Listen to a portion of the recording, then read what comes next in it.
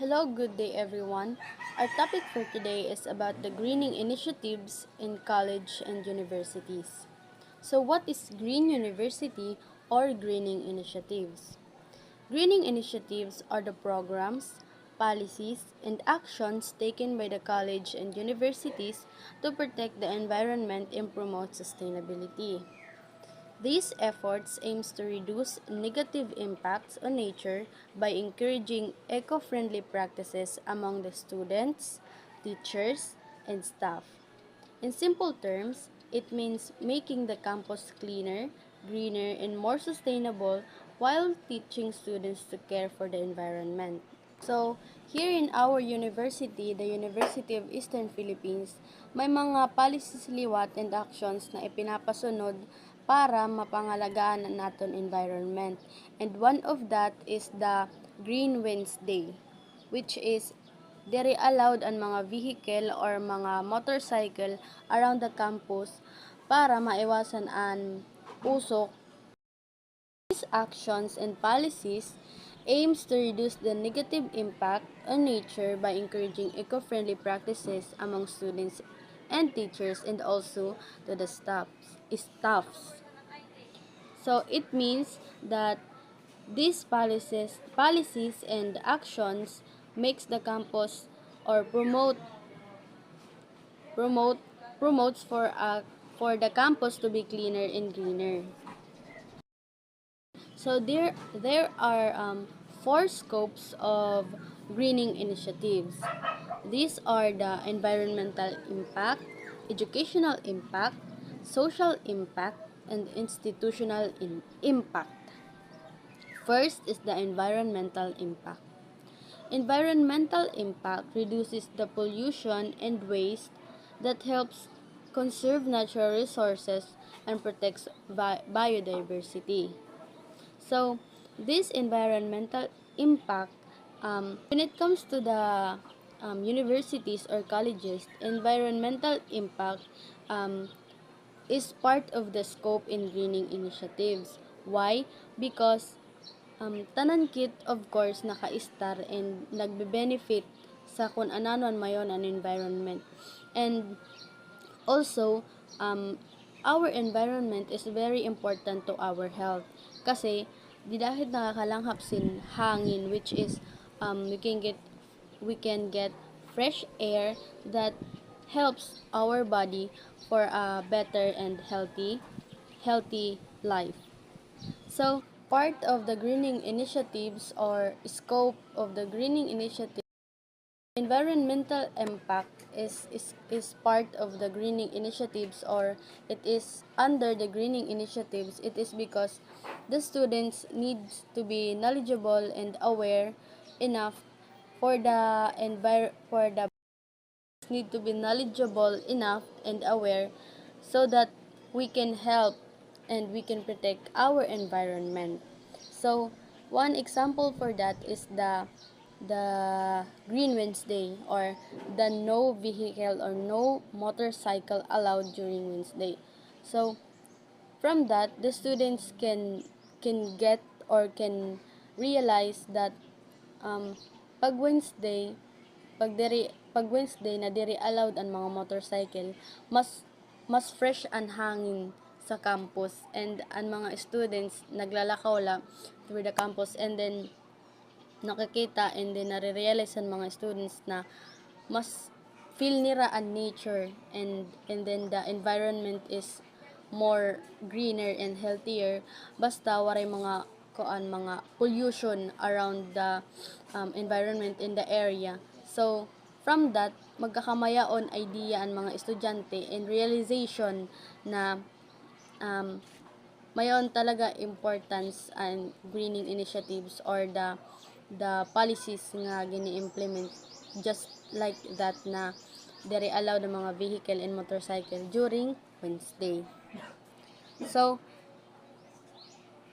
this environmental impact scope of greening initiative protects also the biodiversity, and then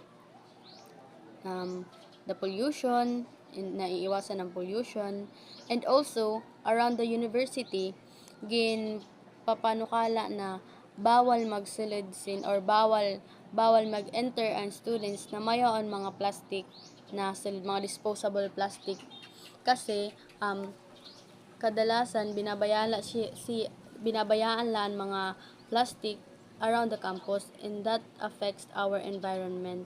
That is one of the major problem around the university, the disposable plastics. Second is the educational impact.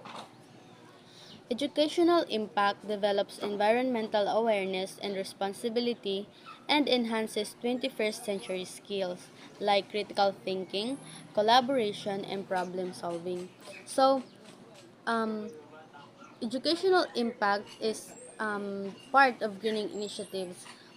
Yes, because it is a very important that from what I said a while ago, that students should be knowledgeable and aware of what is happening around our environment and our nature.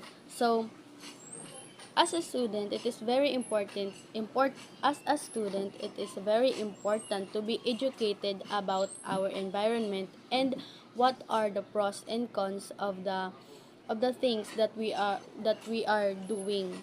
Just like not practicing the proper waste disposal management. So, by being educated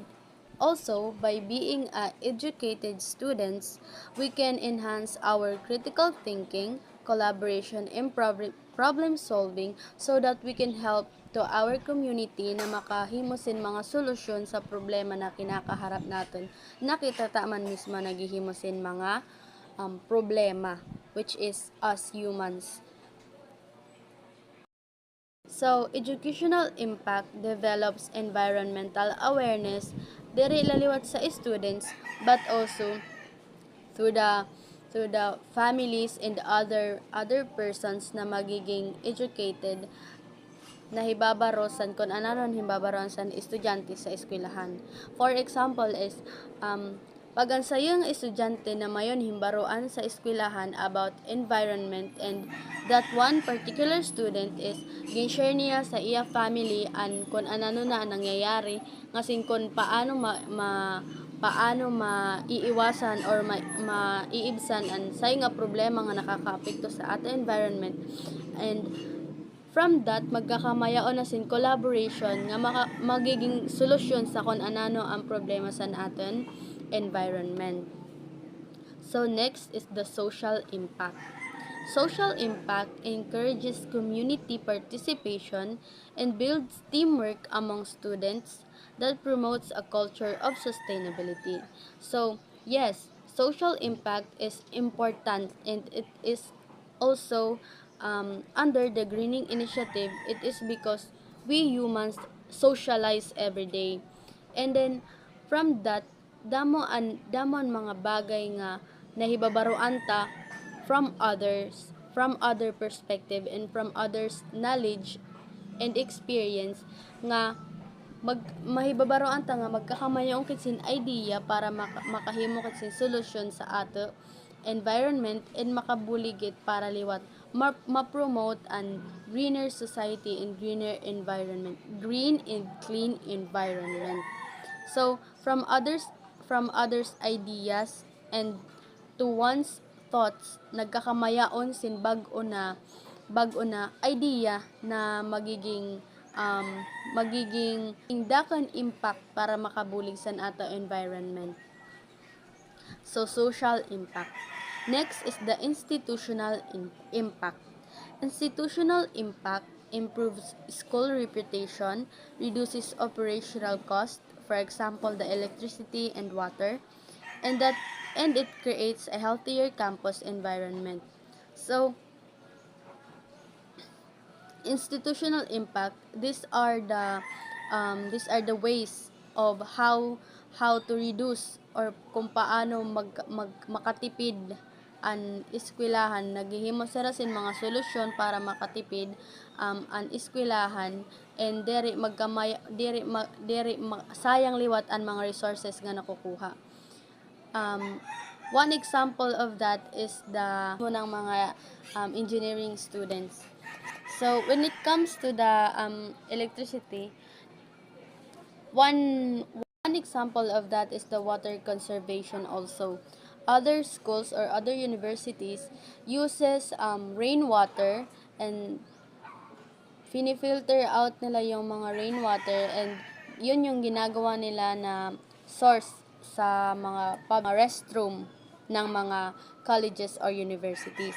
Also, sa electricity naman, may mga universities and colleges naman na they promote or they use solar, so that makatipid and hindi and makagawa ng solusyon para maiwasan yung cost sa electricity or mabawasan yung cost sa electricity. Next is the connection of 21st century skills greening initiatives that help students develop. There are four greening skills there are four 21st century skills greening initiatives that help students develop. One of that is the critical thinking. So critical thinking solves environmental problems. Yes, critical thinking helps not only the people and the environment but also the country para maiwasan yung cost sa paggawa ng mga solusyon na hindi effective. So kailangan gamitin or kailangang maisali yung critical thinking para sa paggawa ng mga solusyon sa mga problema. One of that is the solving environmental problem. So around the University of Eastern Philippines campus, pinopromote or pinagbabawal yung mga disposable plastics. And that also help is the collaboration. Working in groups for projects. So this definition not only focuses on the students making a project. So this pertains to the collaboration between the student, teacher, and the staffs that better and for the improvement of our university. So next is the creativity, finding eco-friendly solutions. So one of the example of finding eco-friendly solutions or making eco-friendly solutions are the e-bike or e-cars that some students of other universities and also here at our university, the engineering students make or build the e-car that uses solar to promote a sustainable and eco-friendly vehicles. Next is the responsibility. Responsibility becoming environmentally aware citizens. So, of course, if you are knowledgeable and educated enough, you are an environmentally aware citizens that the rules of the university, and not also in the university but the policies around the community. For example of that is that kung halimbawa hindi diri ang pagdarasin plastic or mga disposable plastic sa university, around the university, you should follow the policies kasi aram mo man, aware ka man sa mga actions na ipinapatupad around the university. And you as aware citizens, you should abide the policies or the laws na ipinapatupad because it helps for a better and greener environment. So responsibility is one of the important skills that a student or a person should have. Direla siya about being as students because also as a citizen na dapat mayaon ang sayo na tawo. responsibility. Okay, so connection of 21st century skills in greening initiatives are the critical thinking, collaboration, creativity, and responsibility. Next is the examples of greening initiatives. There are 6 examples of greening initiatives. Number 1 is the waste management programs. Programs like segregation of biodegradable and non-biodegradable waste, recycling programs, and composting no plastic or reduce plastic use campaigns. Okay, so yun yung isang ginagamit kong example kanina na our university, the University of Eastern Philippines, is implementing the policies and actions na hanggang ngayon is pinapatupad around the campus, the no plastic or reduce plastic use, which is hindi pwedeng pumasok ng campus na may dalang disposable plastic. It is because kadalasan yung mga estudyante is hindi tinatapon sa tamang basurahan ang mga plastics. And also, the University of Eastern Philippines uses the or practicing the waste management. They have bins, the bins that segregates the biodegradable and non-biodegradable waste, and recycling basura. Next is the energy conservation, using LED lights and energy efficient appliances, turning off lights and devices when not used, installing solar panels. So, around the university, particularly in our laboratory in the home economics, we practice turning off lights and devices when not in use para mabawasan yung conservation and para din the cost of electricity bill. Next is the water conservation. By fixing leaks and using water saving devices like rainwater harvesting systems, promoting mindful water usage. So, kanina, ginhimo ko siya nga example ito, other universities uses rainwater for their source of water na ginagamit sa mga restrooms. Next is the campus greening, tree planting activities, and creating gardens in green spaces, urban farming projects.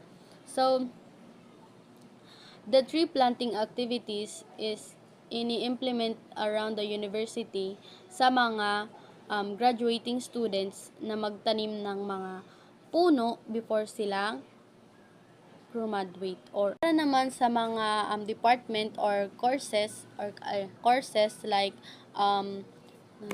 agriculture, gumagawa sila ng mga garden that helps also para makatipid and makasustain sa everyday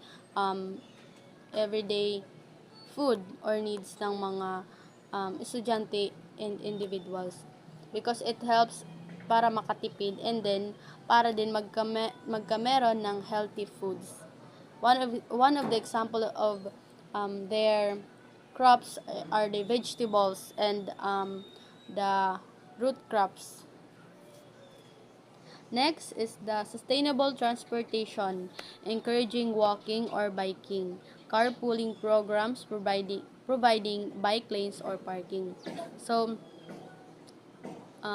one of that is part of that is my example of the Green Wednesday, which is the bike and the e-bike are the one that is allowed around the campus when Wednesday comes. Okay, next is the environmental education.